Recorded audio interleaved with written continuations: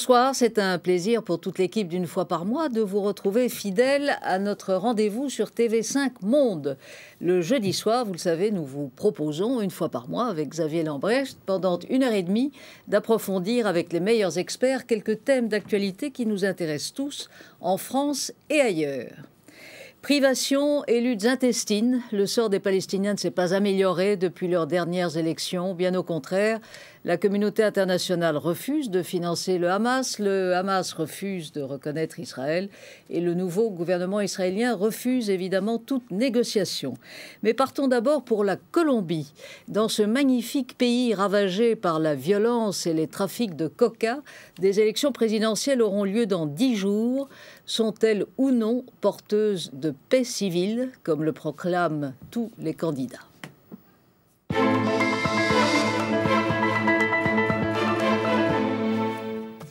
Alain Deletros, bonsoir et merci d'être là. Vous êtes le vice-président de Crisis Group, qui est une ONG, une grosse ONG qui est basée à Bruxelles et qui est spécialisée dans la prévention des conflits et qui publie sans doute les meilleurs papiers d'analyse que l'on peut trouver en ce moment. Et vous, Monsieur Pécaud, vous êtes directeur d'études à l'École des hautes études à Paris. Vous êtes l'un et l'autre spécialiste de l'Amérique latine et de la Colombie en particulier. Avant de comparer vos analyses sur la situation à la veille de ces élections présidentielles, Linda Giguère nous brosse le portrait d'Álvaro Uribe, le président sortant, qui brigue un nouveau mandat. Álvaro Uribe aborde sa deuxième élection présidentielle avec 70% d'opinion favorable. Pourtant, les scandales ne manquent pas. Soupçonné de fraude lors de son élection en 2002, il est accusé d'avoir pactisé avec les paramilitaires et la mafia, officieusement infiltrés dans l'État. Son gouvernement est mis en cause dans les assassinats d'opposants et dans la mise en œuvre de plans pour renverser le président vénézuélien. Uribe dénonce une campagne contre les institutions démocratiques, une tirade qui montre l'embarras d'un homme jouant sa réélection sur son image d'homme de fer. Élu pour mater la guérilla en 2002, Álvaro Uribe veut rétablir l'autorité de l'État dans un pays ravagé par la guerre civile. La communauté internationale doit savoir que la Colombie exprime sa volonté de rétablir la sécurité et de ramener l'ordre dans le pays. Le président fait recruter 30 000 soldats supplémentaires et met en place un réseau de surveillance citoyenne d'1 million de personnes. Soutenu par Washington, il poursuit le plan Colombie d'éradication de la drogue. La Colombie, premier producteur mondial de cocaïne, est le principal fournisseur du marché américain. En contrepartie, les États-Unis aident Bogota à lutter contre les FARC, placés après le 11 septembre sur la liste des organisations terroristes. En 2003, Uribe, ancien maire de Medellín, engage le dialogue avec les paramilitaires, ces miliciens d'extrême droite en guerre contre les guérillas. En échange de leur désarmement, il promulgue la loi Justice et Paix qui leur accorde l'amnistie et la quasi-impunité. Parmi ces hommes, des responsables présumés de massacres de civils et des narcotrafiquants dont l'extradition est exigée par les États-Unis. En 3 ans, 25 000 paramilitaires auraient rendu les armes, un simulacre pour les défenseurs des droits de l'homme, une preuve de bonne volonté pour Uribe. Le président appelle désormais les FARC à négocier. Surnommé Mano Dura depuis son élection, Uribe voudrait pour son nouveau mandat être porteur de paix. Malgré la multiplication des scandales et l'impasse sur le sort des otages, il est presque sûr de remporter l'élection présidentielle. Alain Deletros, Uribe, 70% d'opinion favorable dans les sondages. Est-ce que cette campagne électorale reflète les préoccupations des Colombiens ? Quelque part, on peut dire que oui. La Colombie est un pays libre où la Constitution de 91 permet à toutes les opinions politiques de s'exprimer librement, y compris dans les médias. Je crois que votre reportage a souligné les aspects les plus négatifs du premier mandat du président Uribe. Mais ce qu'il y a de sûr, c'est que le président Uribe a répondu à une situation de violence généralisée dans le pays, après les tentatives de son prédécesseur, le président Pastrana, d'ouvrir des négociations avec les FARC, où la mauvaise volonté des FARC est apparue au grand jour durant ces négociations, le président Uribe a pris l'option militaire et quelque part a rétabli en tout cas la sécurité des grands axes routiers dans le pays. Sinon que la sœur, je crois, d'un ancien président, Gaviria, a été assassinée il y a une dizaine de jours avec son chauffeur à quelques kilomètres de Bogota. Bogota, Monsieur Pecot, reste, je crois, la capitale au monde où il y a le plus de crimes de sang. Non. Ah, le record a été battu. Inexact. Non, pas du tout. Depuis quelques années, les chiffres ont radicalement baissé. Bogota a un taux d'homicide parmi les plus bas des grandes capitales d'Amérique latine, beaucoup plus bas que Mexico, que Rio de Janeiro. Medellín, la fameuse ville dont on parlait tellement avec le record mondial avant, 400 pour 100 000, a un taux maintenant de 50 pour 100 000, c'est-à-dire un taux relativement courant. Il y a eu une chute des homicides ordinaires et politiques tout à fait prononcé. Ce qui veut dire donc que le Uribe, donc le président sortant, a réussi au cours de son dernier mandat à rétablir une sorte de, non pas de paix civile, loin de là, mais de fonctionnement à peu près normal, à votre avis ? Comme M. Duhaltreau l'a dit, après tout, il a pris le pouvoir, il a été élu à un moment où, premièrement, contrairement à ce que disait le reportage tout à l'heure, pendant des années, les forces militaires colombiennes étaient parmi les forces militaires qui avaient le budget militaire le plus faible, qui étaient en incapacité finalement de faire face aux guérillas et aux paramilitaires, qui avaient de nombreux cas de collusion avec les paramilitaires, qui avaient subi des revers face à la guérilla de 1995 à 1998, des revers retentissants. Donc, depuis 1998, et avec Uribe a fortiori, il s'est agi de renforcer... Et c'est là qu'arrive le plan Colombie des Américains, qui est un plan qui finance le plan Colombie. À hauteur de plusieurs milliards de dollars chaque année, hein. Tout à fait, oui. Tout à fait. Alors, 1 milliard de dollars pratiquement chaque année. Et quelle est la politique, je dirais, des Américains dans ce pays? Est-ce que c'est éradiquer les trafiquants de drogue? Est-ce que c'est éradiquer les paramilitaires? Que veulent les États-Unis en Colombie? L'éradication de la drogue est pour eux effectivement le but numéro 1. Mais un mot sur le plan Colombie. Ouais. Après, je crois, 7 milliards de dollars à ce stade, nous nous retrouvons en termes de pureté de la cocaïne vendue sur le marché nord-américain et de tonnes qui atteignent le marché au point zéro. C'est-à-dire qu'il n'y a pas eu d'impact du tout. Donc on en produit autant qu'avant. Exactement. On a produit, et il y a même eu un effet extrêmement pervers, parce que si avant vous aviez de grandes plantations faciles par exemple d'asperger d'avions. Comme on l'a vu dans le reportage. Comme on l'a vu, maintenant tout ça s'est caché. Aujourd'hui, le trafic s'est morcelé, on peut dire. Le trafic s'est morcelé. Vous avez des plantations dans les parcs, dans les réserves nationales. Mais je voudrais dire un mot quand même sur le plan de la sécurité. C'est vrai que Uribe a réussi quelque chose, mais il n'est pas seul. Je crois que sur le plan politique, nous assistons en ce moment à une refonte des grands partis politiques colombiens, avec une droite dont la tête de file est Uribe, et j'appellerais ça peut-être une nouvelle gauche qui est apparue justement dans les villes dont nous avons parlé. Le maire de Bogota est un homme de gauche, le maire de Medellín également. Vous avez là des nouveaux maires de grandes villes, je pense, vous avez deux garçons, le maire garçon de Bogota, vous avez le gouverneur garçon du Valle, et ce sont ces gens-là qui, dans la pratique quotidienne de la gestion de régions ou de villes, ont également beaucoup contribué à faire baisser la criminalité, à instaurer un climat de sécurité. Et je crois qu'à ce moment, vous avez également, autour de la gauche, une gauche qui est en train d'émerger, autour de la candidature de Carlos Gaviria. Qui est la même famille que de l'ancien président? Je ne sais pas s'il est de la même famille. Non. Je ne crois pas. Aucun rapport. Mais là, vous avez deux pôles politiques qui sont en train d'émerger. Et qui ont gauche-droite, est-ce qu'on peut comparer ça à nos façons de cataloguer la gauche et la droite en Europe? C'est la même, je dirais... Ça dépend dans quel pays d'Europe. Oui, mais par exemple, si on compare à la France, j'irais jusqu'à dire qu'on peut comparer, effectivement. Mais donc, si je me permets juste d'ajouter une chose, c'est que la Colombie vient de vivre une phase où il y a effondrement des partis politiques qui avait prévalu pendant 200 ans de son histoire. Pendant 200 ans, la Colombie, elle a tenu, non pas par rapport à un État centralisé, c'est toujours une nation fragmentée, mais il y avait deux partis politiques qui canalisaient l'expression de tout le monde. Ces partis se sont effondrés, comme ça s'est passé dans beaucoup de pays d'Amérique latine, et comme ça s'est passé ailleurs qu'en Amérique latine.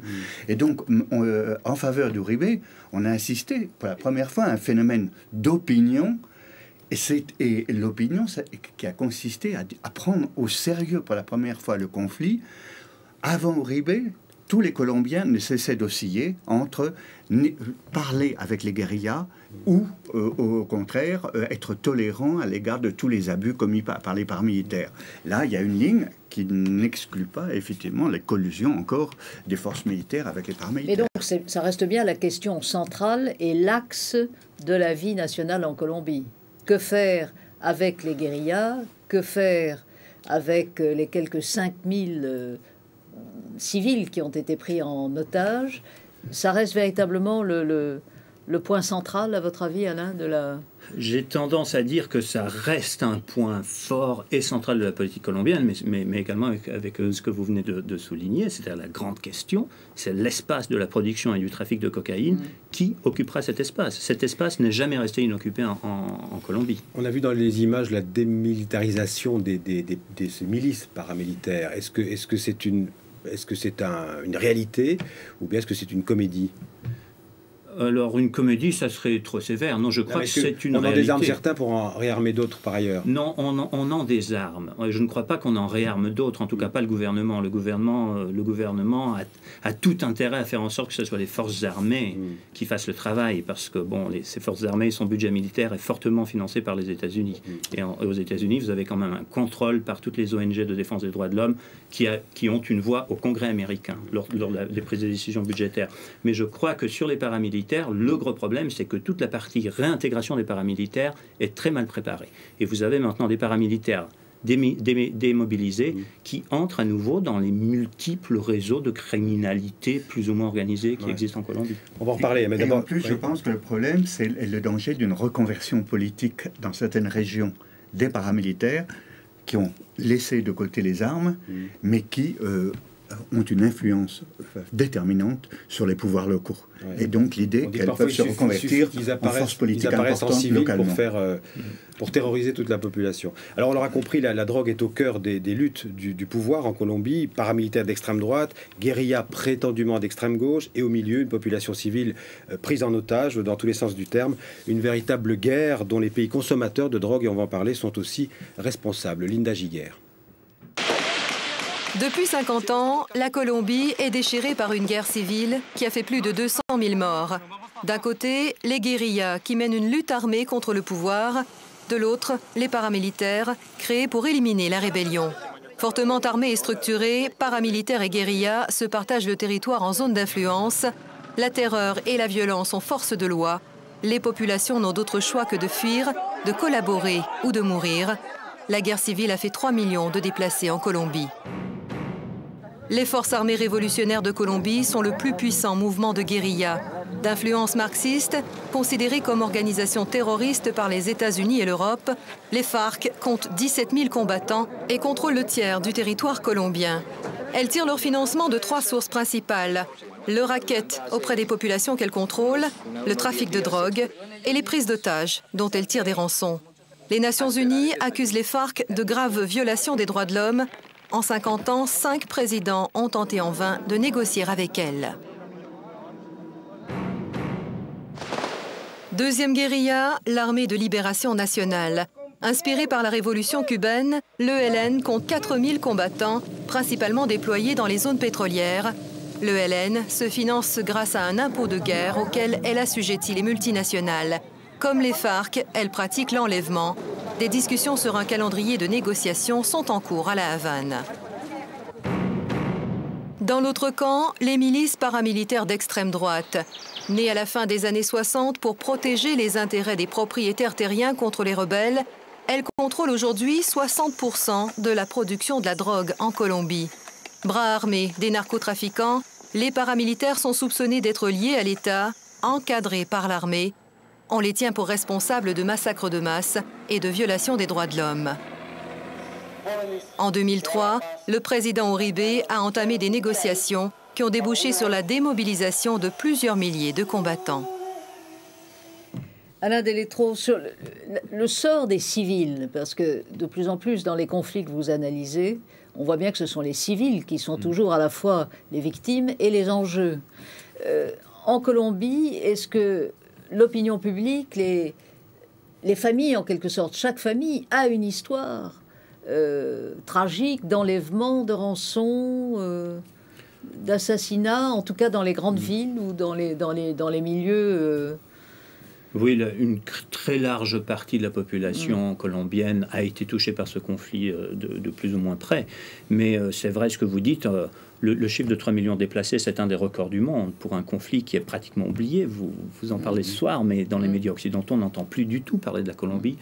Et puis, évidemment, toute la question ce qu'on appelle les sequestrados, donc les gens pris en otage par les différents groupes armés, qui est inadmissible quelque part. Et je crois que quand on parle de cette question-là, il faut le dire. Pour des groupes armés qui voudraient être reconnus sur la scène internationale, enlever des gens pour rançon, c'est totalement inadmissible. Donc, on les chiffre à combien? Il y aurait à peu près 5000 personnes prisonniers des FARC, c'est ça, Monsieur Pécaud? Actuellement, on estime qu'il doit y avoir un stock, si j'ose dire, de 4000 otages. Bon, un stock, ça se renouvelle en permanence, parce que ça continue. Le nombre d'enlèvements a diminué aussi ces dernières années. Mais effectivement, que ça soit une expérience qui a touché beaucoup de gens, parce qu'il y a deux expériences différentes. Dans les zones rurales, c'est l'expérience des déplacements massifs où on aboutit au chiffre de 2 millions ou 3 millions de déplacés. Dans la population urbaine, rares sont les familles, pas simplement les familles puissantes, les familles politiques, etc., mais qui n'ont pas eu de personnes enlevées. Et si vous prenez par exemple la ministre de l'Éducation nationale actuelle, qui a une image excellente, vous avez eu 4 membres de sa famille qui ont été enlevés par les FARC, dont 2 ont été assassinés à l'occasion de leur enlèvement. Vous citiez la sœur de l'ancien président de la République. Il semble bien qu'elle soit morte au cours d'une tentative d'enlèvement attribuable à nouveau aux FARC. Donc c'est quelque chose qui continue et qui touche en permanence et qui affecte effectivement, et dont en Colombie même les gens ne parlent pas. Les familles des personnes enlevées, parce que sur le moment, c'est le silence qui est la meilleure stratégie pour négocier un enlèvement, du moins un enlèvement économique. On ne parle que des enlèvements politiques. C'est une distinction qui est insupportable, d'une certaine manière, complètement arbitraire.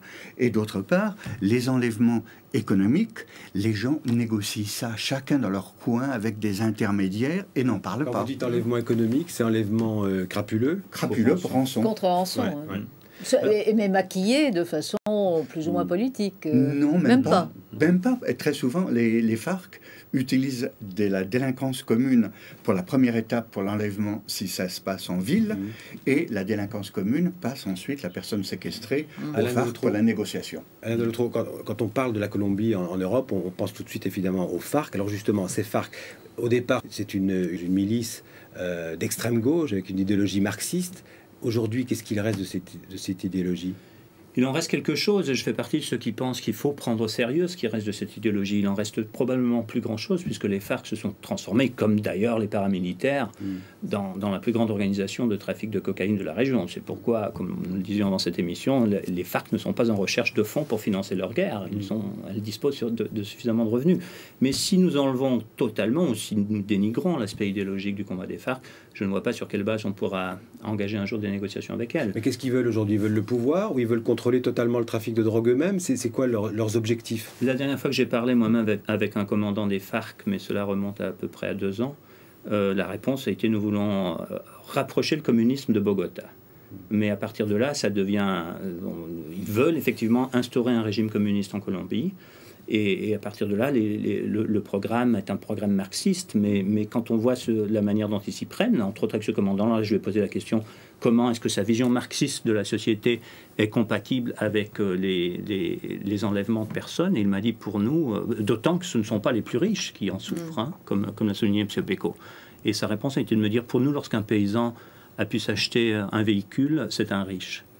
Alors à partir de là, effectivement, tout est ouvert. Et quels sont les rapports entre les FARC et Chavez, le président vénézuélien, qui, grâce à la hausse des prix du pétrole, bénéficie maintenant de caisses véritablement sans fond pour se substituer à Fidel Castro dans l'animation, si j'ose dire, du courant marxiste révolutionnaire, disons, révolutionnaire, c'est plus exact, je crois. Nous osons espérer dans notre groupe, Crisis Group, que le président vénézuélien reste très prudent vis-à-vis des FARC. Et certains médias, particulièrement aux États-Unis, commencent déjà à lancer des accusations contre lui, et comme quoi il financerait les FARC. Mais en fait, comme je viens de le dire, je ne crois pas que les FARC n'en ont pas besoin. Non. Mais il y a une proximité idéologique. Il y a une proximité idéologique quelque part, si on prend l'idéologie effectivement marxiste de départ. Mais ce qui est particulièrement grave en ce moment, c'est que le Venezuela patrouille très très mal sa frontière, les Colombiens également. Et donc vous avez une présence FARC dans les États frontaliers du Venezuela qui ne cesse de grandir. Et les FARC sont en train de se comporter au Venezuela comme elles l'ont fait en Colombie, c'est-à-dire à prélever le fameux impôt révolutionnaire. Et également, on a déjà assisté à des premiers enlèvements de citoyens vénézuéliens contre rançon au Venezuela. Daniel Pécaud, je dirais qu'il y a une affinité parce que les deux se réclament d'un projet bolivarien. Il y a un langage commun qui est extrêmement important, mais ça ne veut pas dire qu'il y ait une aide matérielle. Et l'autre rapport, me semble, le fait que de plus en plus le trafic de drogue passe par le Venezuela et qu'il semble que le président Chavez n'en prend pas la dimension. On a parlé d'atrocités commises dans les deux camps. Et, on sait qu'il y a eu cette démobilisation de paramilitaires. Pour l'instant, ils ont obtenu une sorte d'impunité par rapport au gouvernement central. Est-ce que cette impunité... On ne parle pas encore de justice. Je veux dire, il n'y aura jamais de justice pénale internationale qui va s'appliquer à la Colombie. On n'en est pas là. Alors qu'il y a eu des atrocités, il y a eu 200 000 morts, on l'a rappelé. Effectivement, c'est des atrocités, des crimes contre l'humanité. La liste est absolument infinie.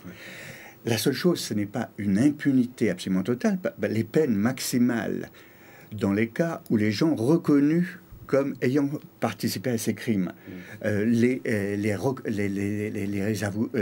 reconnaîtraient. Ouais.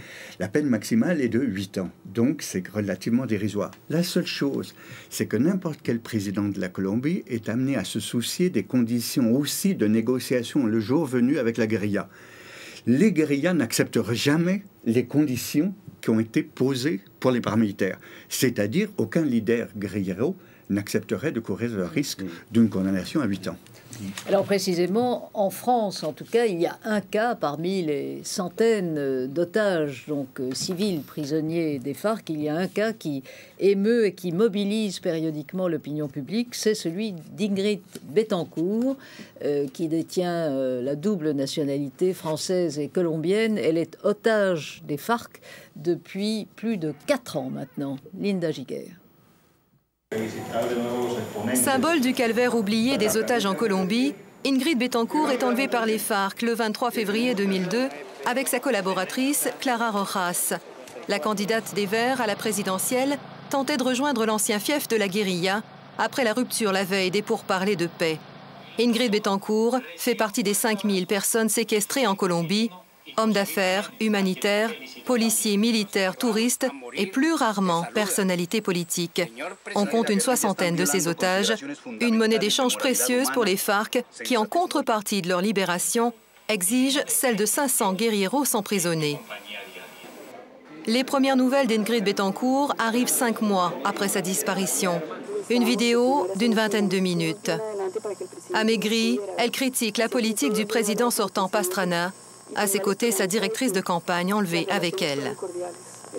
En France, un vaste mouvement de solidarité se crée autour d'Ingrid Betancourt et de ses proches. Demande aussi au gouvernement colombien de se dire qu'il y a une autre alternative que la guerre et qu'un accord humanitaire indépendamment de la guerre est impératif en Colombie. Alors, ministre des Affaires étrangères, Dominique de Villepin, un ami de jeunesse d'Ingrid Betancourt, se rend à Bogota et appelle les FARC à négocier. En coulisses, les tractations s'engagent. En échange de la libération d'Ingrid Betancourt, la France serait prête à évacuer clandestinement le numéro 2 des FARC, atteint d'un cancer. Juillet 2003, des membres des services secrets français sont arrêtés au Brésil. Ni Bogota ni Brasilia n'ont été avertis de cette mission. L'opération échoue lamentablement.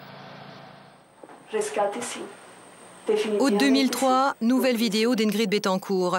En captivité depuis 18 mois, elle se dit favorable à une intervention de l'armée pour la libérer. Ce sont les dernières images d'elle. En France, ses proches commémorent le 2e, puis le 3e anniversaire de son enlèvement. Dans les forêts du sud de la Colombie, un émissaire français rencontre secrètement un représentant des FARC. Décembre 2005, la France, l'Espagne et la Suisse proposent un projet de règlement global entre le gouvernement colombien et les FARC, la création d'une zone démilitarisée sous contrôle international pour négocier un échange d'otages et de prisonniers.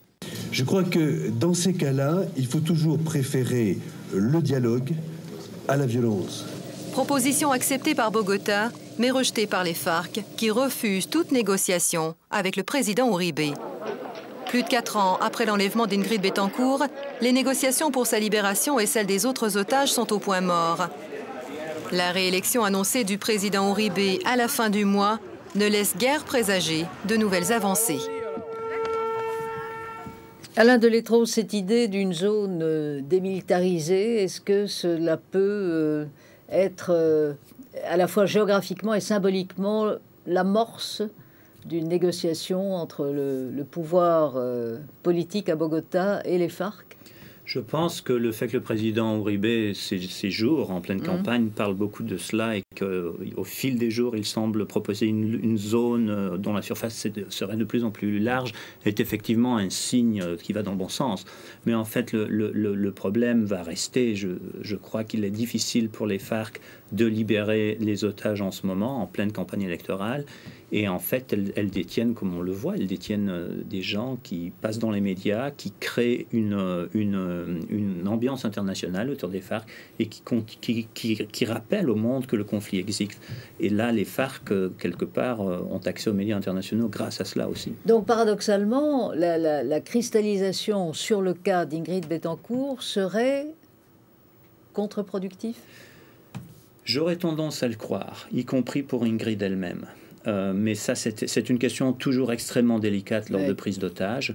La mobilisation qui a eu lieu en France, particulièrement autour d'elle, a permis de rappeler le drame des milliers d'autres, comme vous l'avez fait ce soir également.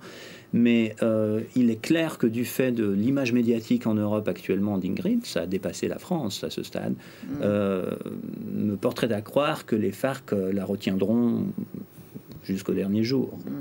Daniel Pécaud, qu'est-ce qui pourrait inciter les FARC à négocier le troc, en quelque sorte, entre les otages qu'ils détiennent et les prisonniers FARC détenus par les autorités colombiennes? Quel pourrait être le déclic? Moment où elles estimeront encore plus nécessaire d'avoir une reconnaissance politique.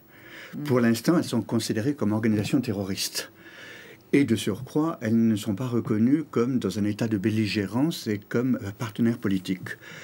Le moment où elles seraient prêtes à entamer des négociations sur de nouvelles bases, avec l'idée d'obtenir cette reconnaissance politique dans le cadre de cette négociation, alors là, on pourrait s'engager le problème de l'échange humanitaire, que je crois inséparable d'une négociation plus vaste. Ce qui veut dire qu'à terme, on pourrait imaginer une intégration des FARC, ou appelé autrement, dans le gouvernement colombien? Non, on n'en est pas là. Pour oui, l'instant, mais ça pourrait. Loin de là, j'imagine. Non, tout le problème, c'est de l'intégrer dans le processus politique colombien.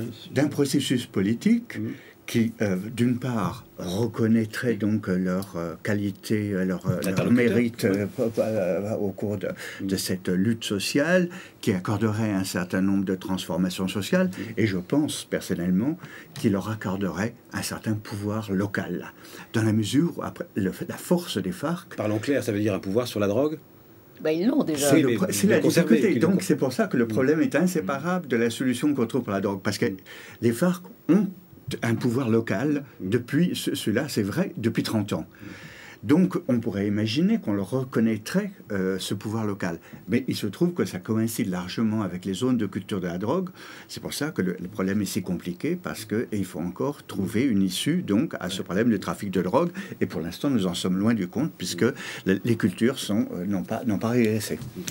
Alain Delétro faisait état des efforts de la diplomatie française. Les Suisses aussi ont été actifs, je crois, en coulisses, pour tenter à plusieurs reprises de débaucher une forme de dialogue.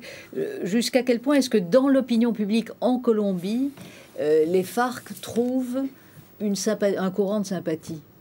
Alors ça, c'est une question assez délicate, c'est difficile d'y répondre, mais le sentiment général, quand on voyage dans les régions, c'est que leur niveau de sympathie est relativement bas en ce moment. D'autant que depuis la Constitution de 91 et la réintégration des M19 à l'époque, le système politique colombien permettrait aux FARC, effectivement, si elles désarmaient, d'entrer dans le système, de fonder un parti. Mais bon, les FARC savent bien que, selon les sondages, je crois qu'elles seraient en dessous du 1% de reconnaissance politique.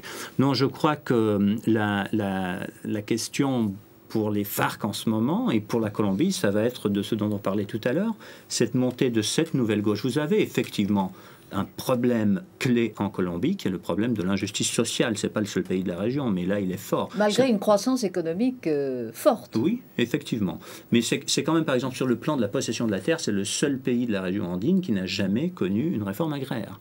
Donc, moi, j'accorde beaucoup d'importance à ce mouvement de gauche que je crois sentir, percevoir dans le pays et dans les régions, qui, si elle peut survivre, n'oublions pas que dans les années 90, la gauche colombienne a été décimée par les paramilitaires. Donc ça, c'est aussi un point positif, je crois, à l'actif du président Uribe.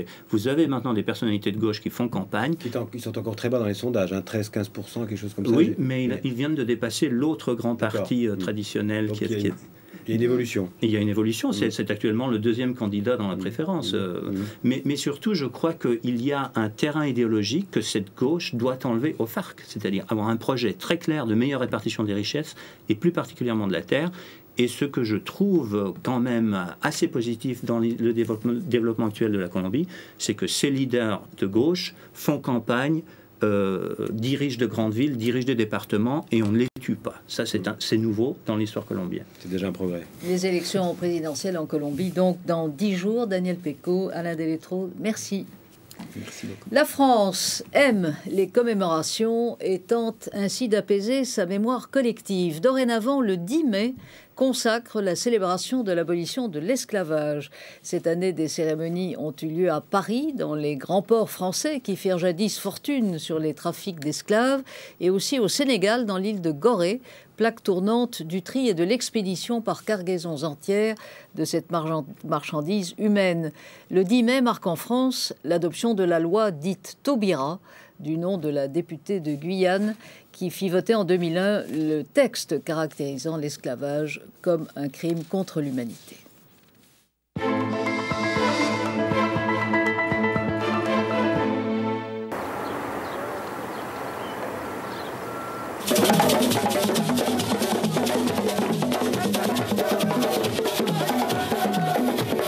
Il est des nuits sans lune, où jusqu'à là, celui-ci, moite, me prend.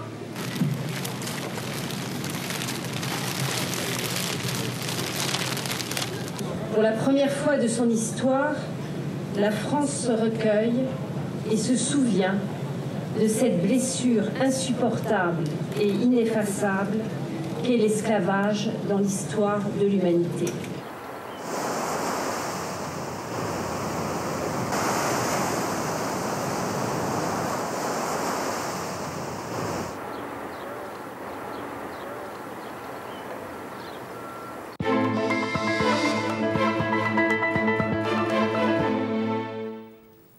Au Proche-Orient, le sort de la population palestinienne ne s'est pas amélioré depuis les élections qui ont consacré en janvier dernier la victoire du Hamas sur le Fatah de Yasser Arafat.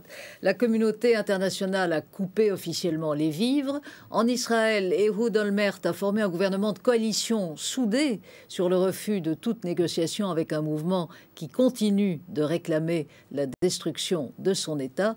Frédéric Ancel, merci d'être là. Vous êtes spécialiste de géopolitique et du Proche-Orient. Et vous, Majid Bamia, vous êtes le secrétaire général de l'Union des étudiants de Palestine en France. Avant de comparer vos analyses sur la situation, Isabelle Soler nous explique ce qui se passe dans ce qui tient lieu d'État palestinien. Face à face à Gaza le 8 mai dernier, militants du Fatah et du Hamas. Les affrontements font 3 morts, une quinzaine de blessés le lendemain. Les deux parties s'accusent mutuellement de provoquer les heurts. Les partisans du Fatah n'ont pas digéré leur défaite. Accusé de corruption et d'immobilisme, l'ancien parti au pouvoir a été balayé aux législatives de janvier par le Hamas, choisi pour établir l'ordre. Ce qu'on veut, c'est vivre en paix, dans un pays démocratique, avec ou sans le Hamas. Politique intérieure ou extérieure, tout oppose les deux forces qui se partagent désormais le pouvoir. Mahmoud Abbas, le président de l'autorité palestinienne et chef du Fatah, est partisan de la négociation avec Israël. Le Hamas défend lui une ligne radicale, la lutte militaire jusqu'à la libération complète de la Palestine. En exil à Damas, son chef a réitéré ses objectifs. Si Israël est prêt à évacuer les territoires occupés, à accepter le retour des réfugiés palestiniens, à détruire le mur et libérer les prisonniers, alors un pas décisif vers la paix sera fait. En quelques semaines, la cohabitation au sommet de l'État vire à la guerre intestine. Méchal accuse sans le nommer Mahmoud Abbas d'être un traître. Ceux qui croient que l'échec du gouvernement Hamas va les mener au pouvoir sur un tapis rouge déroulé par Israël et les États-Unis, ceux-là se trompent. Ces propos avaient provoqué les premières échauffourées graves en avril, dès la nomination du gouvernement qui ne contrôle pas l'administration restée fidèle au Fatah. Le Hamas a créé une force de 3000 hommes pour appuyer la police. Le Fatah, aussitôt, renforce ses milices. La cacophonie est aggravée par les divisions au sein du Hamas entre pragmatiques et jusqu'aux boutistes. Le président Abbas a décidé de laisser sa chance au Hamas. Le dialogue interpalestinien, d'abord reporté, aura lieu le 23 mai. Signe encourageant, le gouvernement et le président palestinien ont réussi à s'entendre pour déclarer les armes hors la loi. De leur prison israélienne, des leaders palestiniens des deux camps, dont Marwan Barghouti, ont proposé de cesser les attentats en Israël et de limiter les actions armées. Fin mai, le Premier ministre israélien devrait rencontrer Mahmoud Abbas pour relancer le plan de paix. Majid Bamia, jusqu'à quel point est-ce que les ministres, enfin l'équipe mise en place par le Hamas, contrôle véritablement l'administration qui reste composée de gens appartenant au Fatah et nommés par les équipes précédentes? Comment est-ce que ça peut fonctionner? Bon, l'administration est essentiellement du Fatah, c'est l'héritage des accords d'Oslo aussi, et de l'OLP, et on a un gouvernement du Hamas. Ça ne peut fonctionner que si on est d'accord sur les pas à suivre à partir de là. C'est possible, on a aussi un président qui est du Fatah, et un gouvernement du Hamas. Il est très important que ce discours national qui va avoir le 23 mai débouche sur une plateforme commune, sinon on est dans une situation de blocage, même si l'administration doit suivre les décisions du gouvernement, même s'il y a une loi fondamentale qui met des compétences de part et d'autre, des compétences pour le président et des compétences pour le gouvernement. C'est intenable de rester dans des situations de division interne, dans une situation où on est confronté à une occupation grandissante. Il faut qu'on se rassemble pour pouvoir l'affronter. D'autant que, au cœur du problème, il y a évidemment l'argent, c'est-à-dire les salaires des fonctionnaires. Et là, encore une fois, le Hamas n'est pas en mesure de payer les gens qu'ils essayent de gagner à leur cause. Oui, bon, il y a 150 000 fonctionnaires, c'est-à-dire ça permet la vie de 1 million de personnes. Et ce n'est pas le Hamas qui ne peut pas payer, c'est la suspension de l'aide qui a pour conséquence qu'on n'arrive pas à payer les salaires. Je pense que la forme qu'a pris la suspension de l'aide avec ses préalables, ce chantage à l'argent, il faut utiliser les vrais noms, pose de nombreux problèmes, à mon avis, de braquage du Hamas et aussi de tensions internes qui peuvent déboucher sur des choses terribles qu'on aura de plus en plus de mal à contrôler, voire le chaos avec l'effondrement de l'autorité palestinienne et l'effondrement des services de sécurité palestiniens. Frédéric Ancel, est-ce que ce scénario du pire peut tenter véritablement la nouvelle équipe Olmert, qui peut se dire, au fond, laissons les Palestiniens s'entre-déchirer? J'ai envie de dire oui et non. Oui sur le fond, parce que Sharon Olmert, c'est un tandem. Aujourd'hui, Sharon a disparu politiquement, mais qui effectivement était qui demeure sur une ligne unilatéraliste. Autrement dit, on ne discute pas avec l'autorité palestinienne, qu'il s'agisse d'ailleurs au fond de Mahmoud Abbas ou ou aujourd'hui a fortiori d'annihiler.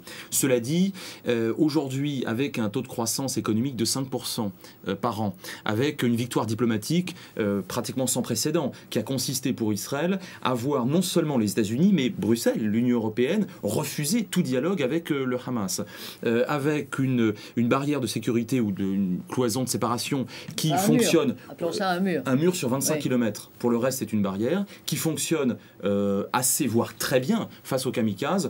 Au fond, Olmert, j'allais presque dire qu'il n'a pas besoin d'un véritable chaos de l'autre côté. Et je ne pense pas d'ailleurs que le gouvernement centriste israélien, qui compte, je rappelle tout de même, la formation travailliste avec Amir Peretz, souhaite réellement... Qui a le portefeuille de la défense. De la défense, c'est le premier portefeuille dans le pays. Donc je ne pense pas que ce gouvernement centriste, voire centre-gauche, cherche réellement aujourd'hui à provoquer le chaos chez les Palestiniens.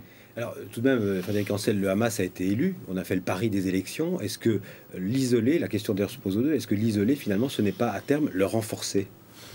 De son point de vue, oui, parce qu'aujourd'hui, le Hamas joue bien évidemment le martyr, joue la posture du martyr. Effectivement, il a été élu dans des conditions parfaitement démocratiques. Est-ce qu'il a été élu pour des raisons davantage sociales et économiques dues à l'impéritie du Fatah pendant de très nombreuses années, ou est-ce qu'il a été réellement sur un programme dont je rappelle qui vise non seulement la destruction d'Israël, mais l'application d'une très stricte charia? Je ne pense pas. Je pense que c'est effectivement pour des raisons sociales et économiques qu'il a été porté au pouvoir. Autrement dit, pour les Israéliens, il est absolument clair que la charte du Hamas, qui prévoit évidemment la destruction d'Israël, c'est quelque chose de tout à fait impossible à accepter.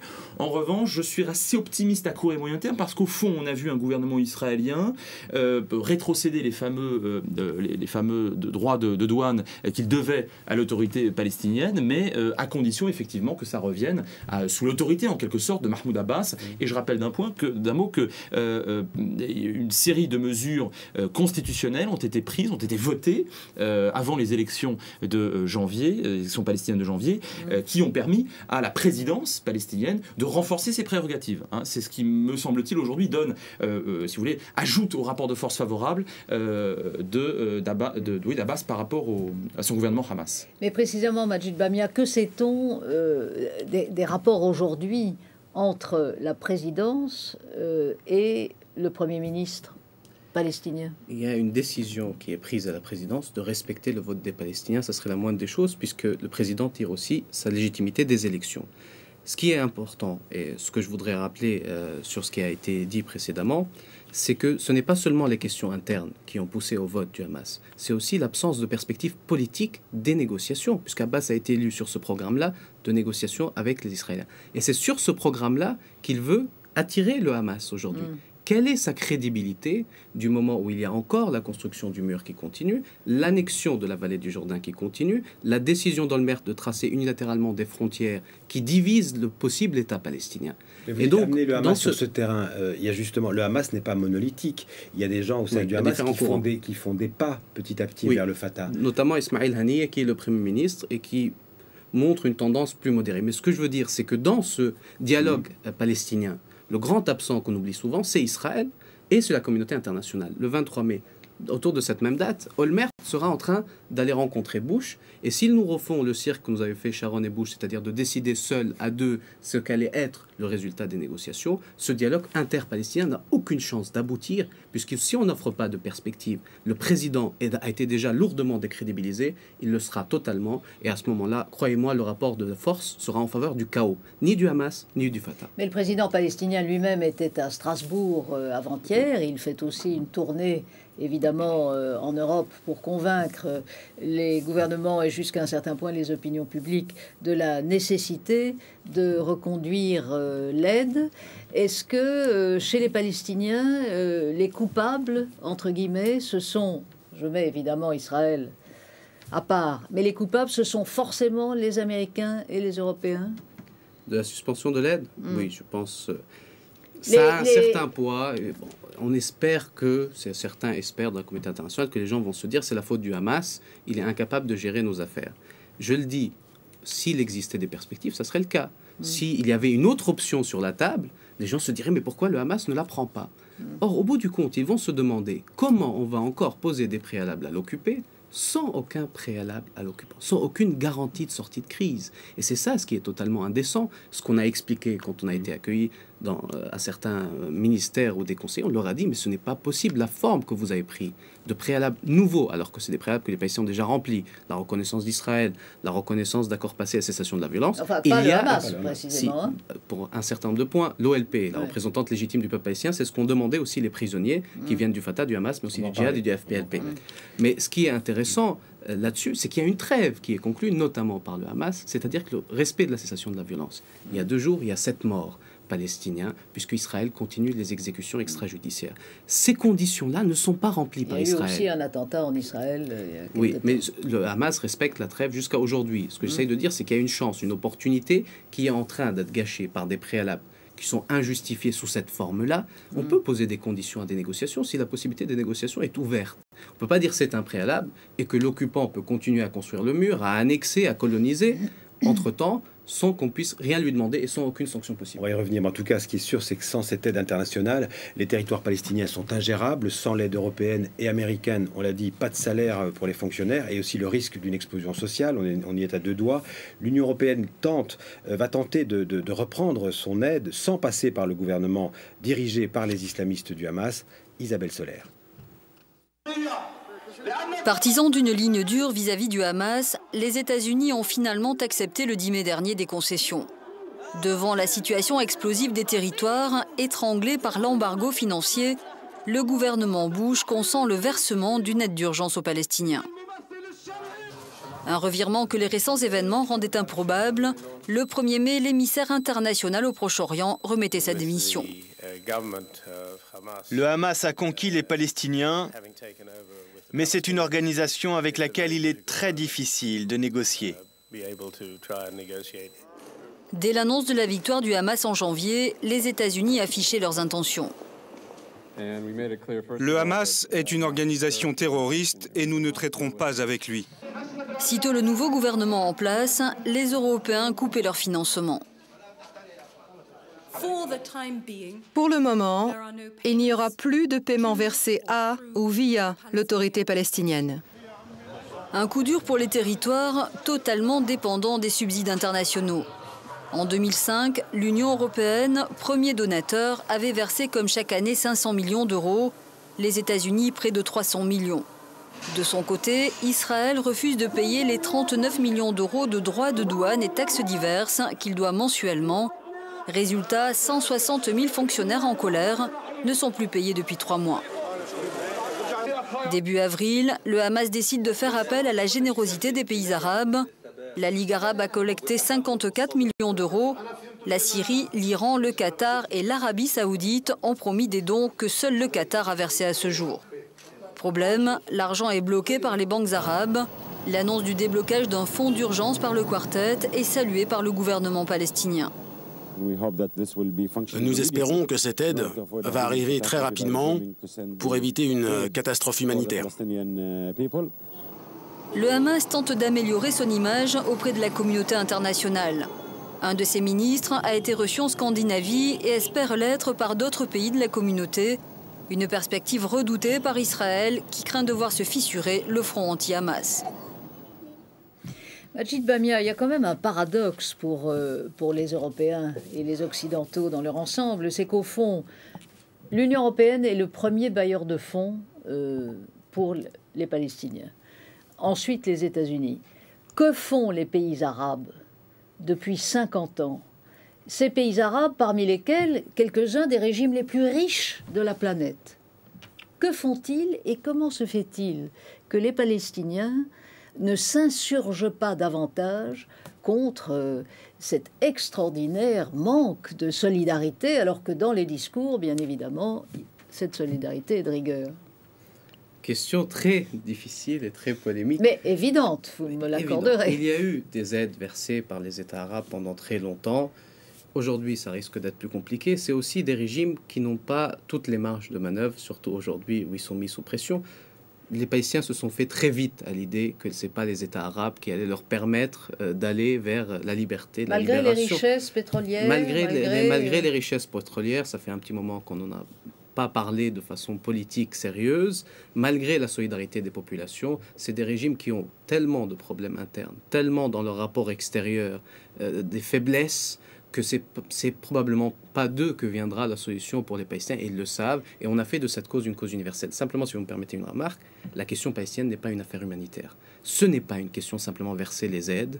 Bien sûr, les crises humanitaires sont très dangereuses, mais c'est une affaire politique et on n'a pas intérêt à l'oublier. Il faut des négociations de statut final et c'est une partie du discours d'Abbas qui a été occultée. Il n'est pas venu faire la quête, comme l'avait écrit le Figaro en Europe. Il est venu demander que l'aide soit rétablie, mais aussi que des solutions et des perspectives politiques soient ouvertes avec des négociations de statut final. Et quelle peut être, selon vous, la marge de pression, encore une fois, sur ces régimes arabes qui ont les coffres pleins et qui font si peu? Elle est très marginale. Je pense vraiment qu'on a beaucoup de difficultés. Les pays voisins s'intéressent aussi parce que ça pourrait avoir des répercussions chez eux. Peut-être que d'autres sous-estiment l'impact que ça peut avoir dans leur population, cette crise palestinienne qui reste ouverte, cette tragédie palestinienne qui n'est pas résolue. Malheureusement, c'est des régimes qui ont du mal à avancer sur tous les chantiers. Donc, y compris sur le dossier palestinien. Et nous faisons ce constat. On ne peut rien faire de plus, à mon avis, que faire ce constat. On n'a pas les moyens de mettre plus de pression sur les régimes arabes. Frédéric Ancel, il y a eu, il y a quelques jours, une réunion des chefs spirituels de l'islam arabe qui, et c'est assez rare aussi du côté des leaders musulmans, qui ont dit il faut absolument aider les Palestiniens. Bon, on aurait pu penser qu'ils pouvaient le dire plus tôt, mais là, ils l'ont dit. Est-ce que vous y voyez, vous, du point de vue israélien, une amorce, comment dire, d'islamisation? Le Hamas, je le rappelle, est un mouvement qui appelle au djihad.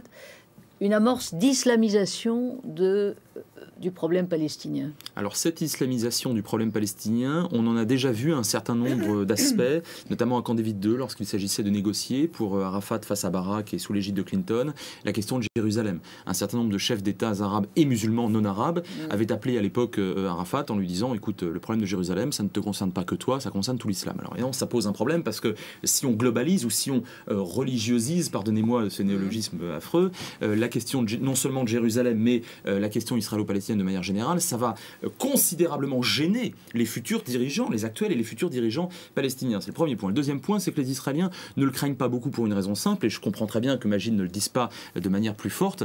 Les Palestiniens ne sont qu'un vulgaire instrument, et je le dis très clairement, depuis effectivement plus de 50 ans, vous l'avez dit, aux mains de régimes arabes qui ont des difficultés intérieures, oui certes, mais justement qui utilisent la cause palestinienne à la manière d'une espèce d'horizon bleu des Vosges, en pointant le doigt sur l'ennemi extérieur, qui est l'ennemi israélien, pour faire oublier aux gens qui n'ont pas suffisamment à manger, qui ne peuvent pas s'exprimer. Bien. Alors ça, c'est quelque chose, si vous voulez, qui n'est pas nouveau, que les Palestiniens d'ailleurs non seulement regrettent, condamnent, détestent, mais si vous voulez, du point de vue israélien, c'est pas quelque chose qu'on craint énormément parce que on a bien vu que l'aide concrète, outre un certain nombre d'armes, si parfois des livres de prière wahhabites, effectivement, offerts par l'Arabie Saoudite bien généreusement aux Palestiniens, outre cela, en réalité, l'aide arabe n'a jamais été extraordinairement concrète. Magid Bamia, est-ce que vu du côté palestinien cette fois-ci, est-ce que c'est aussi un conflit entre le Fatah laïque et le Hamas islamiste? Est-ce que cette césure est aussi claire et aussi nette que ça dans, je dirais, l'opinion publique palestinienne? Je pense chez certains, notamment les anciens militants de l'OLP, qui ont porté cette revendication laïque démocratique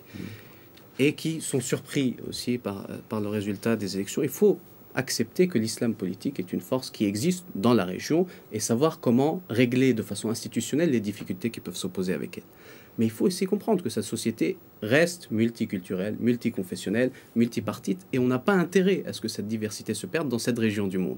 On pourrait faire de la Palestine un exemple en la matière d'un régime démocratique né de la volonté des populations et non pas d'une occupation étrangère ou d'une pression étrangère, avec cette force laïque qu'est l'OLP en général, qu'est le Fatah en particulier. Les conditions n'ont pas été réunies pour le faire. Pour ce qui est de l'islamisation, je pense qu'on sous-estime le danger. Ce n'est pas les pays musulmans le problème, c'est l'islamisation comme forme radicale. Et ça, ce n'est pas le Hamas qui le porte. Ça serait des forces qui ne sont pas maîtrisées, qui ne sont pas disciplinées et qui n'ont pas de revendication nationale. Puisque le Hamas a aussi une revendication nationale. C'est ce qui fait sa différence avec des groupes comme Al-Qaïda et on l'oublie trop souvent. Ça serait le vrai danger dans cette région du monde. Et je vous dis, la Palestine est un des sujets de tension très lourds que le monde aurait intérêt à régler au plus vite. Et sur les Arabes, puisqu'on a vu tous les aspects négatifs que je partage en partie, il y a quand même l'initiative de Beyrouth où les différents États arabes se sont mis d'accord pour proposer un plan de paix global à Israël qu'elle a rejeté et qui consistait à dire le retrait de tous les territoires arabes occupés, un règlement de la question des réfugiés conformément au droit international, en échange d'une normalisation avec Israël, et c'est Israël qui l'a rejeté. C'était un pas en avant des pays arabes. Alors justement, tournons-nous vers la politique du gouvernement israélien, du nouveau gouvernement mis en place par Ehud Olmert, un gouvernement qui, bien évidemment, poursuit en la matière la politique d'Ariel Sharon. Isabelle Soler. Ehud Olmert ne l'a pas caché durant sa campagne, il l'a réaffirmé sitôt élu. Des colonies juives seront évacuées en Cisjordanie comme à Gaza après 38 ans d'occupation. Nous sommes prêts à des compromis et à abandonner des parts de notre pays bien-aimé, arrosé du sang de nos enfants et de nos soldats. S'il a renoncé au rêve du Grand Israël, le Premier ministre n'a pas renoncé aux colonies comme Ariel ou Malé Adoumine. 250 000 colons vivent en Cisjordanie, 70 000 seulement seront évacués selon son plan, immédiatement rejeté par le Hamas.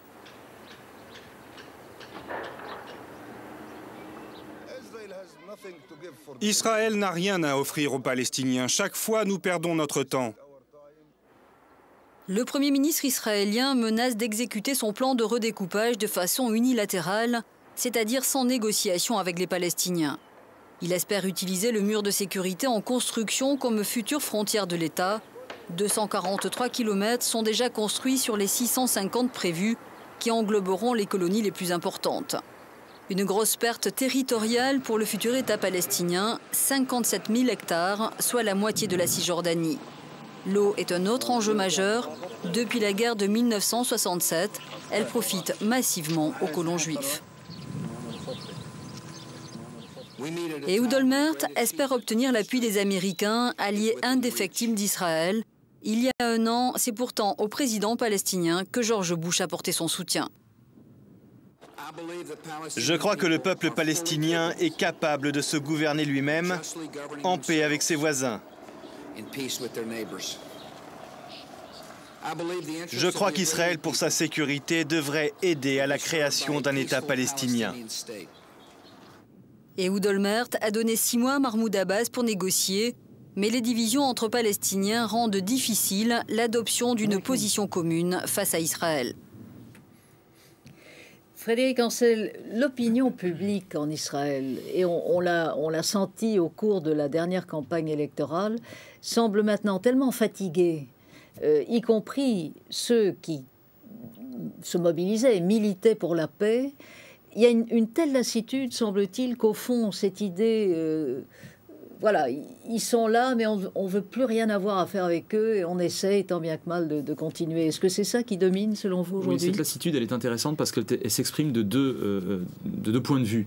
Le renoncement, effectivement, au Grand Israël et d'autre part, le renoncement à la poursuite de négociations façon Oslo. C'est un double renoncement, en réalité, de la part des Israéliens. Alors oui, je reprendrai le terme de lassitude et on a vu, pour la première fois depuis longtemps, sinon pour la première fois depuis 1948, depuis la création de l'État d'Israël, une majorité gouvernementale constituée d'un pivot central et centriste, en réalité, avec une volonté très claire, affichée, de manière excessivement limpide au cours de la campagne électorale, ce qui n'est pas toujours le cas en Israël et ailleurs demeurant, indiquant « nous allons quitter entre 80 et 90% de la Cisjordanie ».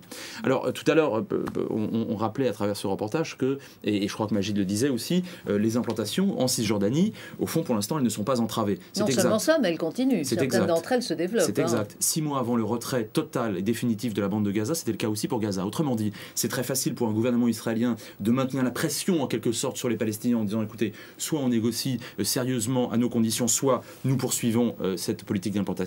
Mais il est tout aussi facile, manifestement, pour un gouvernement israélien, et on l'a vu avec ces dernières élections, en quelques mois, de démanteler non seulement quelques, mais beaucoup d'implantations. Il y en avait 20 à Gaza, plus 4 en Cisjordanie, avec le soutien relativement large du public israélien. C'est la raison pour laquelle je suis assez optimiste. Lorsque Olmert dit « nous allons quitter beaucoup de territoires de Cisjordanie », je pense authentiquement qu'il va le faire. Ça ne signifie pas que c'est suffisant aux yeux des Palestiniens, ça signifie que c'est déjà beaucoup et que plusieurs centaines de milliers de Palestiniens, et en réalité plusieurs millions de Palestiniens, vont pouvoir s'autogérer gérer sans occupation de soldats israéliens, même si à terme c'est insuffisant. C'est-à-dire que avec cela, les prérogatives totales d'un État palestinien authentiquement souverain ne seront pas encore réunies. Simplement, c'est mieux qu'auparavant. C'est déjà beaucoup. Majid Bamia, vous souscrivez Pas du tout, pas du tout. Donc je vais faire quelques corrections. On ne peut pas parler d'un État palestinien si on le vide de sa substance. Et c'est ce qui est en train d'être fait dans les paroles. On a l'État palestinien, on a la reconnaissance des droits et elle ne se fait pas. Si on considère les territoires de 67 comme des territoires occupés, ce qui est leur formulation de droit international, c'est qu'ils ont vocation à être libérés, c'est-à-dire que les troupes doivent se retirer de tous ces territoires et non pas les annexer. Ce n'est pas 90% de la Cisjordanie qui va être libérée. Je ne sais pas d'où vient ce chiffre, sauf à exclure Jérusalem-Est. Jérusalem-Est fait partie des territoires palestiniens occupés, c'est-à-dire qu'on aura 40% entre l'annexion de la vallée du Jourdain à 50%, et avec le mur et les colonies qui sont maintenues, 400 000 colons. 8 000 colons sont partis avec le retrait de Gaza. En même temps, 12 000 colons supplémentaires sont allés s'installer en Cisjordanie. C'est cette tendance-là qui est dangereuse, et même si demain on retire 20, 30, 40 000 colons, les conditions ne seront pas réunies pour construire un État palestinien, parce que des colonies comme Ma'al et Adoumim ou comme Ariel sont à l'intérieur de la Cisjordanie et coupent Jérusalem de l'environnement palestinien. Et on ne peut pas décider à la place des Palestiniens, il faut des négociations de statut final qui se font avec les Palestiniens. Vous savez, l'unilatéralisme, c'est une façon d'imposer des solutions qu'on sait que les partenaires vont refuser. C'est la question, parce qu'Israël dit, Israël avait dit, nous n'avons pas d'interlocuteur quand Yasser Arafat était au pouvoir. Merci de le rappeler. Aujourd'hui, Israël dit, nous n'avons pas d'interlocuteur. Elle l'avait dit pour Abbas aussi, c'est-à-dire qu'elle n'a pas discuté avec Abbas et elle l'a dit pour le Hamas. Est-ce qu'on peut imaginer qu'elle négocie avec Abbas et qu'Abbas négocie seul avec Israël? Est-ce que dans les deux cas, c'est possible? Oui, et pour être très clair là-dessus, vous savez, on dit l'arrivée au pouvoir du Hamas a bloqué les perspectives. C'est parce que les perspectives ont été bloquées, c'est parce que les perspectives étaient bloquées que le Hamas est arrivé au pouvoir. C'est parce que Israël a refusé de négocier avec Abbas que le Hamas est arrivé au pouvoir. Et donc aujourd'hui, il existe ce partenaire. Il s'appelle Abbas, c'est le président de l'OLP, c'est lui qui a la légitimité pour négocier avec les Israéliens, même le Hamas le rappelle de temps en temps. Et si on a une option des négociations de statut final, avec tous les points qui sont réglés, on viendra devant le peuple palestinien lui demander son avis. Et croyez-moi que ce soit le Fatah ou le Hamas, ils respecteront cet avis. Le problème, c'est que jusqu'à aujourd'hui, le peuple palestinien n'a aucune perspective. Et on a fait croire aux Israéliens que c'est les négociations qui ont échoué. C'est les négociations façon Oslo qui ont échoué, c'est-à-dire intérimaires, parcellaires, sans s'attaquer aux vrais problèmes. Mais en même temps, c'était un début. Bien sûr, c'était un début. Mais il faut que les Israéliens comprennent qu'il n'y a pas de solution unilatérale. Comme les Palestiniens doivent comprendre, il n'y a pas de solution unilatérale ni militaire. Ça n'existe pas. Il faut qu'on s'assoie, qu'on négocie les questions de statut final avec un peu de courage. Sinon, on va vers le mur, dans le chaos, parce que si les Palestiniens n'ont pas d'État, ne pensez pas que les choses vont se régler et que les gens vont rester calmes alors qu'ils n'arrivent pas à vivre librement. Oui, sur ces fameux blocs d'implantation, effectivement, on en a rappelé, il y en a 3 en tout qui constituent environ 10 à 15% du territoire cisjordanien. Je me souviens d'où mon optimisme, qu'à Camp David II, Barak et Arafat avaient discuté un échange de territoire. Malheureusement, l'accord n'avait pas été signé à la fin de justesse, c'est ça, ni à terme de terme. Mais enfin, on en avait parlé, et l'idée à l'époque était très intéressante, et me semble-t-il, elle prévaudra dans les prochaines années, c'est l'annexion par Israël de ces environ 500 km², c'est-à-dire environ 10 à 15% de la Cisjordanie, en échange d'un strict équivalent territorial sur le territoire israélien stricto sensu internationalement reconnu. Et à l'époque, c'est ça. Alors c'est en fait c'est un territoire qui jouxterait la bande de Gaza, qui n'est pas désertique, qui est arable. Autrement dit, on peut le. C'est ça exactement. Et c'est quelque chose sur lequel il y avait eu déjà négociation. C'est la raison pour laquelle, du fait de la composition actuelle du gouvernement israélien, effectivement du pragmatisme de Mahmoud Abbas et d'une certaine responsabilité tout de même des Européens et des Américains. Oui, mais je parle d'aujourd'hui. Je pense que on peut aboutir, y compris à un retour à la table des négociations en dépit de l'unilatéralisme affiché jusqu'à aujourd'hui par Olmert. Bien, mais comme toujours, depuis si longtemps, hélas, une situation à suivre de près. Majid Bamia, Frédéric Ancel, merci. Je rappelle, Frédéric Ancel, le titre de votre dernier ouvrage que vous avez écrit avec François Tual, Géopolitique d'Israël, dictionnaire pour sortir des fantasmes, et ça a été publié au Seuil.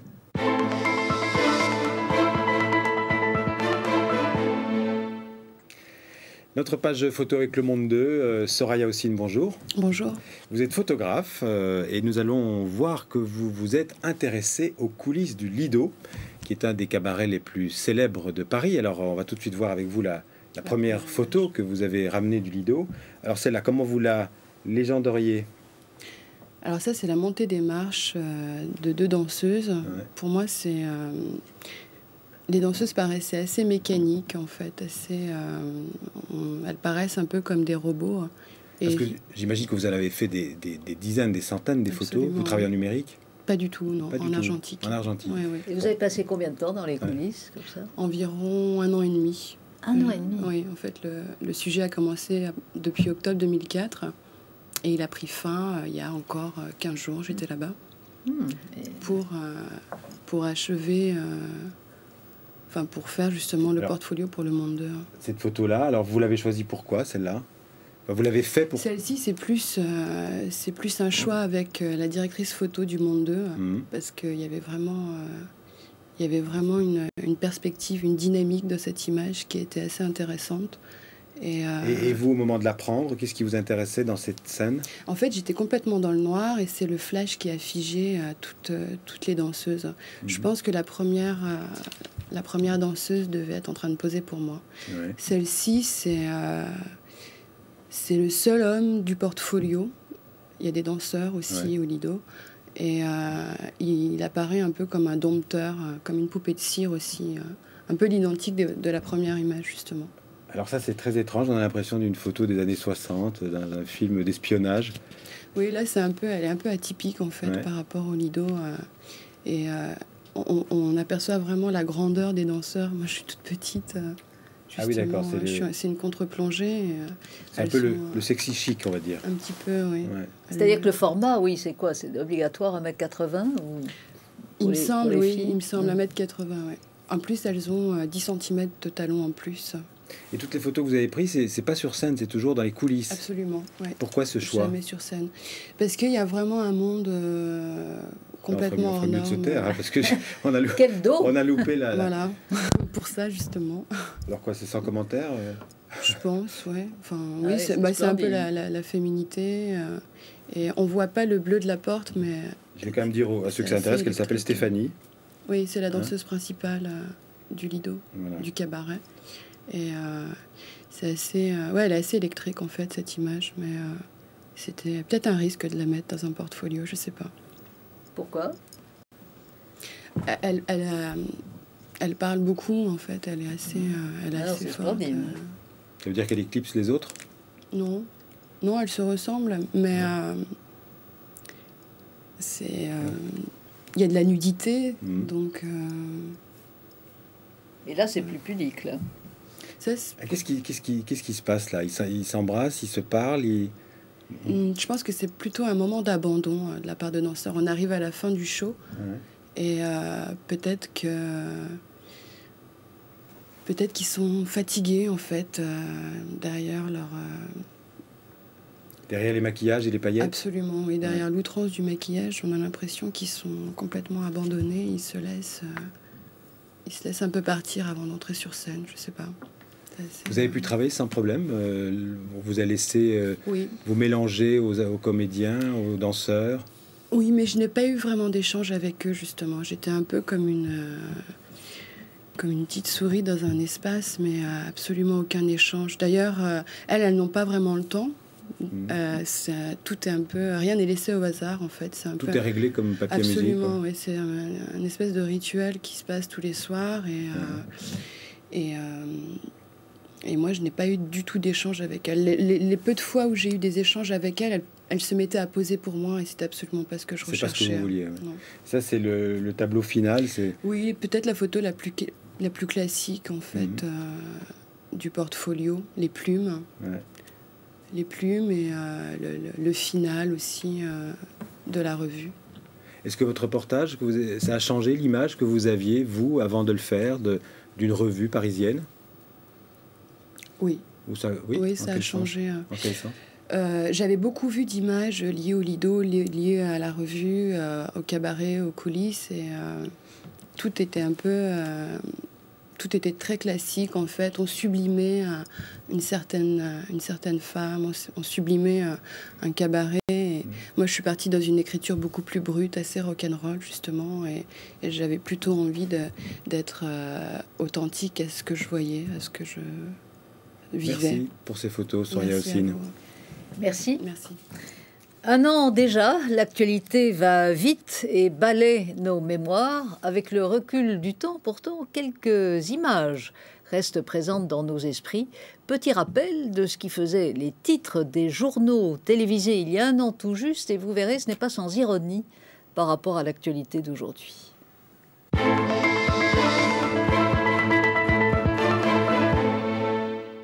Un troisième mandat de Premier ministre, c'est du jamais vu pour un travailliste en Grande-Bretagne. Selon les premières estimations de la télévision britannique, le Labour l'emporterait haut la main avec 356 sièges à la Chambre des communes contre 209 pour son adversaire conservateur qui en gagne néanmoins 44 alors que les travaillistes en perdraient 47. Un affaiblissement dû principalement à la politique irakienne de Blair. Au départ, un mouvement de révolte contre le procès de 23 islamistes. Un groupe d'insurgés attaque une garnison, une prison et des bâtiments officiels. Mais très vite, la foule envahit les rues et réclame la démission du président Karimov, l'homme fort du pays. Des milliers de manifestants qui protestent contre leurs conditions de vie misérables. Depuis hier, le pouvoir en place a donc choisi d'étouffer la rébellion dans le sang. Et ce matin, la télévision d'État ouzbek a envoyé au monde entier ces quelques images tournées à Tachkent, la capitale. On y voit des rues calmes, quelques étalages de fraises au marché, et pendant ce temps, la ville d'Andijan compte ses morts. 7 électeurs sur 10 sont allés voter ce dimanche. 55% ont refusé ce traité constitutionnel. Pour les ténors du non, c'est avant tout un choix européen. Il n'y a aucun doute, le non a gagné. Et le doute n'est pas permis non plus quant à l'argument qui revient le plus souvent pour justifier ce non. C'est le refus d'une Europe libérale et la volonté d'une autre Europe, car chacun ici s'affirme pro-européen. Mes chers compatriotes, au cours de ce débat, vous avez également exprimé vos inquiétudes et vos attentes. J'entends y répondre en donnant une impulsion nouvelle et forte à l'action gouvernementale. Dominique de Villepin arrive à l'Élysée, il est 11h40. La nouvelle sera bientôt officielle. Il est le nouveau Premier ministre. Quelques instants plus tôt, c'est Jean-Pierre Raffarin qui quittait l'Élysée.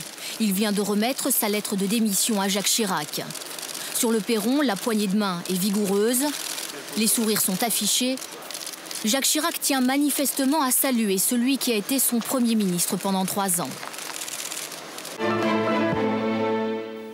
Sous ce sarcophage de bois, un trésor intact, resplendissant comme au premier jour. Cette momie a pourtant plus de 2000 ans. Exhumée non loin des pyramides de Saqqara, à 25 km du Caire, elle constitue une découverte exceptionnelle.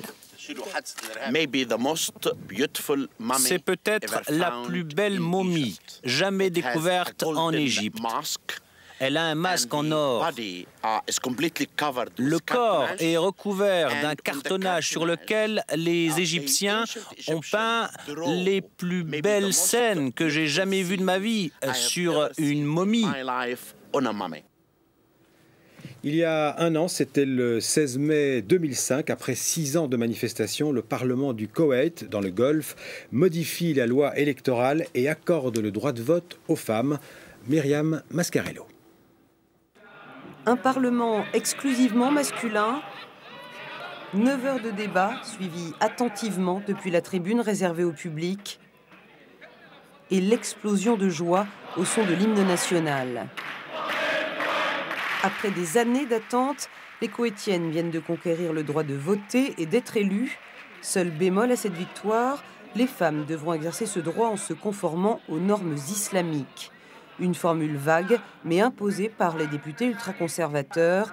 Pas de quoi gâcher ce moment tant espéré.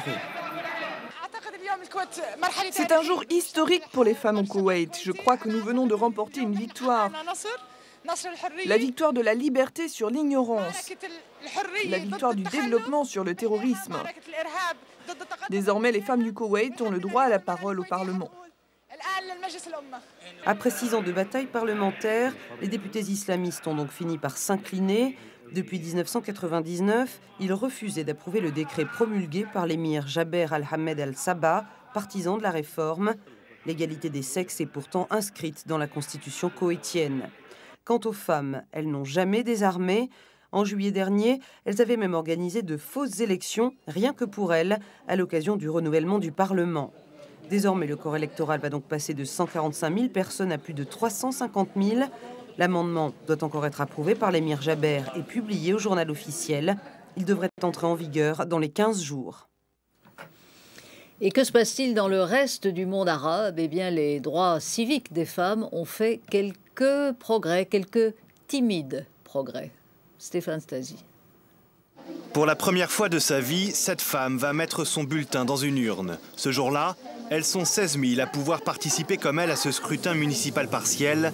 Il y a 11 mois, la loi électorale qui accorde le droit de vote aux femmes a été adoptée au Koweït. Certes, elles votent dans une salle à part, séparée des hommes. Certes, le sourire n'est pas sur toutes les lèvres, mais en coulisses, le discours est tout autre. La fin d'un tabou, un sentiment fantastique, diront celles qui avaient manifesté de nombreuses fois pour obtenir ce droit de vote. Le bilan est contrasté, la participation des femmes est faible, environ 30%, mais l'une des deux candidates est arrivée en deuxième position, derrière le favori. Un résultat au-dessus de toute attente. La plupart des pays du monde arabo-musulman s'efforcent d'intégrer les femmes dans la vie politique. C'est le cas notamment de l'Afghanistan. Après la chute des talibans, chassés par les forces internationales, elles retrouvent petit à petit leur place dans la société. Même si elles portent toujours la burqa, elles votent pour la présidentielle de 2004. Signe de progrès, une femme, Jalal Massouda, est même candidate face à Hamid Karzai. En septembre 2005, elle participe activement aux législatives. Elle représente alors 10% des candidates, 40% des votants. C'est important de voir le chemin parcouru par l'Afghanistan en si peu de temps. Il y a des quotas en place, 25% des sièges au Parlement sont réservés aux femmes, et cela a été décidé dans la constitution afghane par les Afghans eux-mêmes. Il y a une initiative pour promouvoir les femmes. Elles comprennent qu'elles ont un rôle actif dans la vie politique et dans la vie publique. Le résultat est encourageant. 68 femmes sont élues. Près de la moitié d'entre elles n'ont pas eu besoin de l'instauration des quotas pour accéder à la Chambre. Autre exemple, l'Irak lors des élections législatives de décembre dernier. Un quart des députés élus sont des femmes. Plusieurs d'entre elles ont toutefois dénoncé leur absence dans les postes les plus importants de l'État. Même constat pour les élections de janvier dernier dans les territoires palestiniens. Une nouvelle loi électorale a permis de tripler le nombre de femmes au Parlement. Elles étaient 5 dans la précédente chambre, elles sont maintenant 17 sur 132 députés. A l'inverse, plusieurs pays restent à la traîne. C'est le cas de l'Arabie Saoudite. Pour la première fois, des élections y ont été organisées en 2005. 3 scrutins pour désigner une partie des conseillers municipaux. Une première pour les hommes. Aucune femme n'était candidate. Elle ne pouvait même pas voter. Enfin, dans les 6 monarchies du Golfe, seuls Bahreïn, le Qatar et Oman accordent le droit de vote aux femmes. Quant aux Émirats arabes unis, aucune élection n'y a jamais été organisée. Malek Chebel, bonsoir. Merci d'être avec nous. Vous êtes algérien, philosophe, anthropologue, psychanalyste. Beaucoup de disciplines à la fois. Vous êtes l'un des plus fins connaisseurs de l'islam et notamment ou surtout de sa sphère intime, c'est-à-dire la sexualité et l'érotisme. Et c'est d'ailleurs le sujet du livre que vous venez de publier en France chez Pauvert, le Kama Sutra arabe. Mais tenons-nous-en aux droits civiques des femmes dans le monde arabe. Est-ce que vous pensez qu'il y a là une tendance, certes lente, mais décisive, pour amener progressivement les femmes à revendiquer et assumer un rôle plus réel dans la vie collective? Absolument. Moi, je pense en effet qu'il y a là une lame de fond contre laquelle les autocraties, on va dire les théocraties, ou en tout cas la partie des gens qui sont au pouvoir théocratique dans pas mal de pays, n'y pourront rien dans le court terme. Dans le court terme. Parce que malheureusement, évidemment, les droits civiques, comme vous savez, que ce soit ceux des hommes comme ceux des femmes, sont toujours un peu remis en question en fonction du côté aléatoire de la politique régionale. C'est ce qu'on a vu d'ailleurs dans les pays du Maghreb, enfin singulièrement voilà. le Maroc. Absolument. Et même l'Algérie. Il peut y avoir des rémissions. Alors justement, sur le cas de Maghreb, on peut dire que moi je constate un clivage assez clair entre les pays qui sont en agitation politique et les pays qui sont, dit-on, ou ou qui apparaissent comme étant paisibles, avec des règles anciennes, lourdes. Notamment la Tunisie, qui des 3 pays du Maghreb a été, grâce à Bourguiba, le plus en avance s'agissant des droits des femmes. Alors la Tunisie, elle est, me semble-t-il, en train d'être rejointe, en tout cas au Maghreb, par le Maroc. Et moi, j'étais il y a 3 jours seulement au Maroc. Je peux vous dire que s'il y a une révolution culturelle et politique, et a fortiori donc une évolution du statut des femmes, c'est bien au Maroc que cela va se produire très vite, notamment grâce à la Moudawana d'il y a 2 ans du roi. Le code de la famille. Le code de la famille, qui est suivi de très près par les femmes. Parce que sans l'activisme même politique des femmes, il ne faut pas croire que les droits vont tomber d'eux-mêmes. En aucun cas, dans le système phallocratique, vous n'aurez des hommes... Système, Oui, déjà dans aucun système. Mais dès l'instant où le système est assez patriarcal, il va essayer de défendre d'abord ses privilèges. Alex Chebel, vous qui connaissez bien, Christine l'a rappelé, l'islam de l'intérieur, l'islam n'interdit pas aux femmes de participer à la vie publique et à la vie politique. Pas du tout.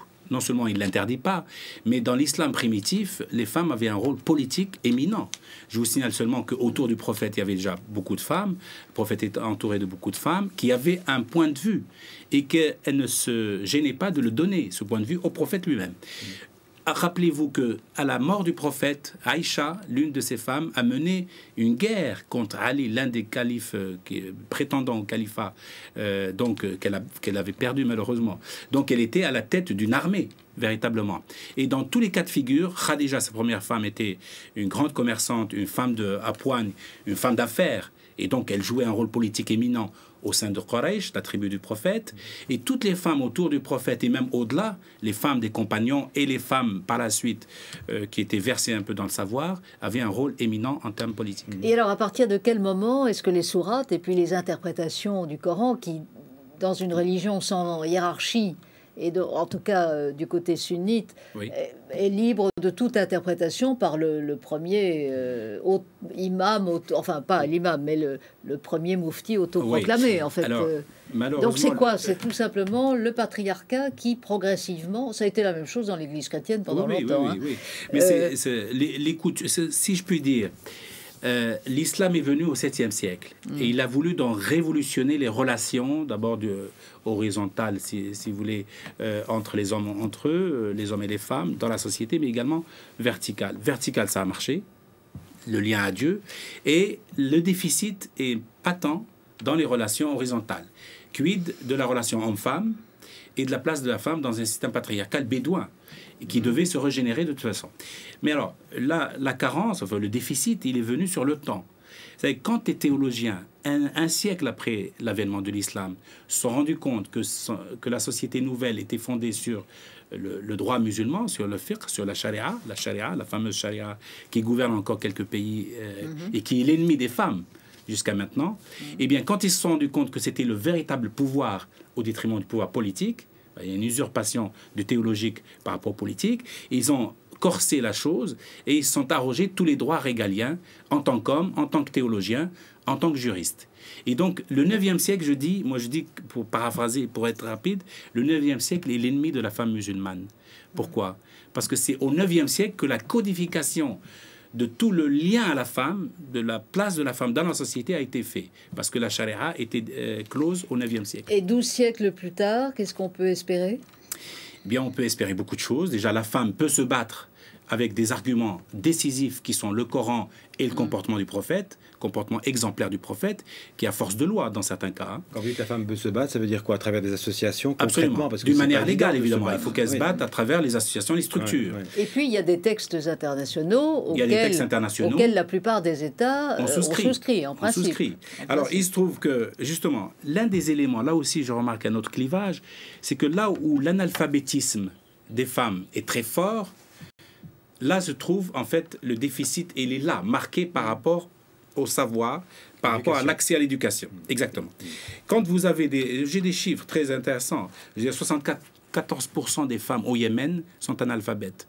J'ai des chiffres assez effrayants. C'est-à-dire que parfois 90% des femmes, 69% des femmes au Maroc sont analphabètes. 69% des femmes au Maroc sont analphabètes.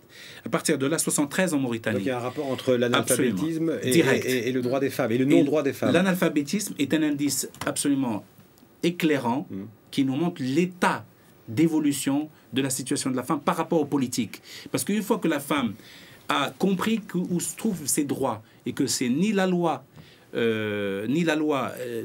générale, ni le Coran, ni les traditions ne sont contraires, ne sont contre son droit, elle comprend que c'est l'homme, le juriste, le théologien, le grand frère, le grand-père. Vous savez que le fils, quand il y a eu les élections municipales du fils algérien, il y a quelques années, on avait dit le fils a raflé toutes les municipalités, il était au bord du pouvoir à Alger. Eh bien, ce qu'on n'a pas dit à ce moment-là, c'est qu'il y avait, pour l'élection, il y avait des délégations masculines, c'est-à-dire que les femmes donnaient toute leur voix, alors qu'elles avaient le droit de voter, elles donnaient toute leur voix à l'homme de la famille. Et l'homme de la famille votait comme un seul homme pour le fils. Du coup, la voix des femmes n'était pas du tout représentée. Et le fils a raflé la mise parce qu'il y avait la moitié du corps électoral qui votait. Puisque... Donc, ce n'est pas le Coran qui impose ça, c'est l'homme musulman qui a imposé sa vision des choses à travers le temps. C'est plus complexe. C'est les coutumes, le patriarcat, ce n'est pas l'homme. Musulman, mais c'est les coutumes, le système un peu archaïque dans lequel il se trouve. C'est aussi les guerres et l'instabilité politique, parce que dans les cas que nous avons vus, c'est l'Afghanistan, c'est l'Irak, c'est la Palestine. Là, il y a le droit, l'accès au vote, parce que les règles sont un peu déstabilisées. Donc, les femmes ont une place à jouer. Et les famines, les guerres, tout ça, c'est l'absence d'alternative véritable, vrai. Quand les femmes sentent qu'il n'y a pas d'alternative politique sérieuse, elles ne font pas le pas. Mais la clé, vous l'avez dit, et ce sera le mot de la fin pour cette fois en tout cas, c'est évidemment l'éducation. Et c'est par l'éducation que passe la conscience des droits. Merci à vous. On change de registre. Le Vache Art a déferlé sur Paris des vaches qui broutent tranquillement le pavé au bénéfice de plusieurs associations caritatives et à la grande satisfaction d'Isabelle Soler et de Christophe Petit.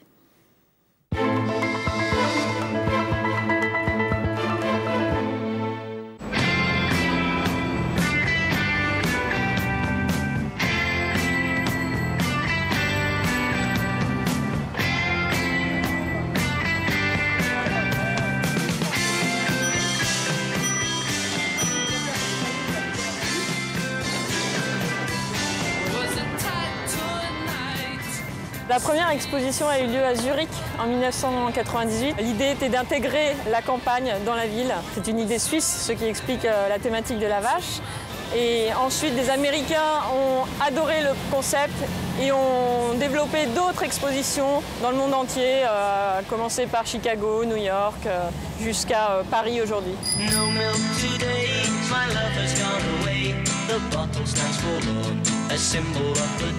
Alors, chaque vache est unique. Dans toutes les coparades, l'exposition n'arrive qu'une seule fois dans une ville ou dans une capitale, et l'œuvre à chaque fois est originale.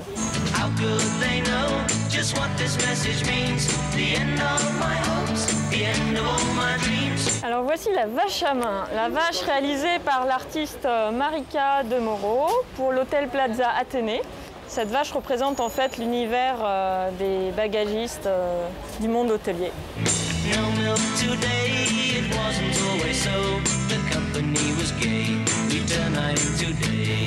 Alors si j'avais un conseil à donner aux Parisiens et aux touristes qui souhaitent découvrir les vaches et la ville de Paris, je leur proposerais en fait de commencer par la place de la Bastille. Vous avez 6 vaches qui sont exposées devant l'opéra. Et de continuer vers l'Opéra Garnier.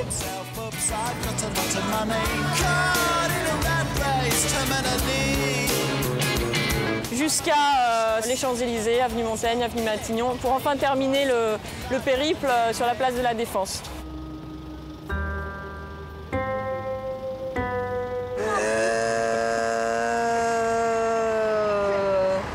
Les vaches, il y en a plein en Normandie. Il y en a même en Algérie. Même en Algérie, il y a des vaches. Non. La vache est vraiment un animal adoré par le public parce que c'est un animal familier qui véhicule l'aspect nourricier, maternel, bienveillant. On a tous des souvenirs de vacances à la ferme dans notre enfance. Et il y a vraiment cette proximité avec l'homme qui est très très forte. Non, elle faisait.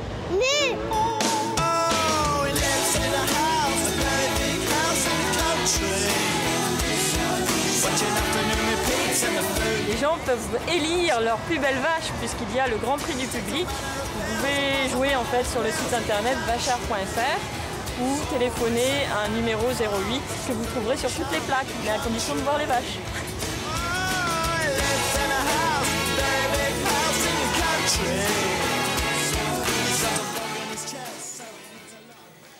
Voilà, merci de rester fidèle à notre rendez-vous sur TV5 Monde, où nous tentons une fois par mois d'expliquer le monde tel qu'on le voit de Paris. Nous vous donnons rendez-vous le mois prochain, le jeudi 15 juin.